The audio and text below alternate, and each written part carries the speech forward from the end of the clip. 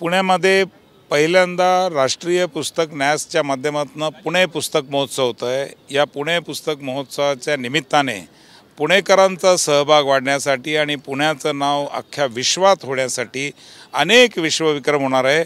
आज आई वडील आपल्या मुलाला गोष्ट सांगणार आहेत। नरेंद्र मोदींनी हे आवाहन केलं होतं की आपल्या आईवडिलांनी मुलांना गोष्ट सांगितली पाहिजे। आज जवळजवळ 5000 पालक आपल्या मुलांना गोष्ट सांगणार आहेत। यातून विश्वविक्रम नवा होणार आहे। चायनाचा जो एक विश्वविक्रम आहे 2015चा तो भारत आज मोडणार आहे।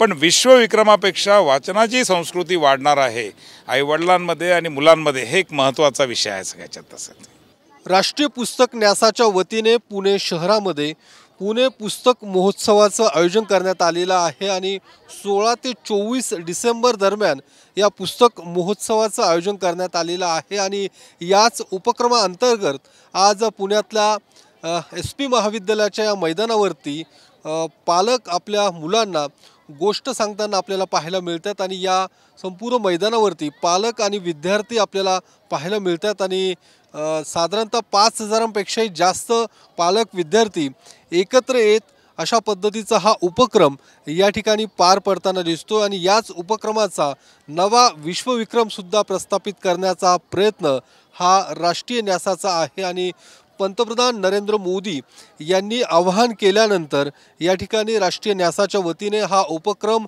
सध्या राबवला जात आहे आणि मोठा प्रतिसाद सुद्धा या उपक्रमाला या ठिकाणी मिळताना आपल्याला पाहायला मिळतो। आणि विद्यार्थ्यांमध्ये वाचन संस्कृती वाढावी या दृष्टिकोनातून हा उपक्रम या ठिकाणी राबवला जात आहे। हा विश्वविक्रम प्रस्थापित करत असताना यापूर्वीचा जो विश्वविक्रम होता तो चीनचा होता आणि त्यानंतर आता भारत हा विश्वविक्रम करणार त्या दृष्टिकोनातून या ठिकाणी आपण पाहू शकतो सकाळपासूनच या उपक्रमाला सुरुवात झालेली आहे। आज दिवसभरात ठिकठिकाणी आणि 16 ते 24 डिसेंबर दरम्यान ठिकठिकाणी पुस्तक वाचनाचा कार्यक्रम सुद्धा हा शहरामध्ये पार पडणार आहे।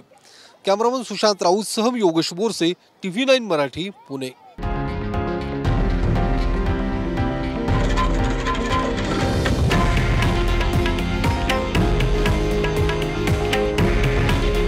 हे आहे देशातील नंबर 1 न्यूज नेटवर्क आणि आपण पाहत आहात TV9 मराठी।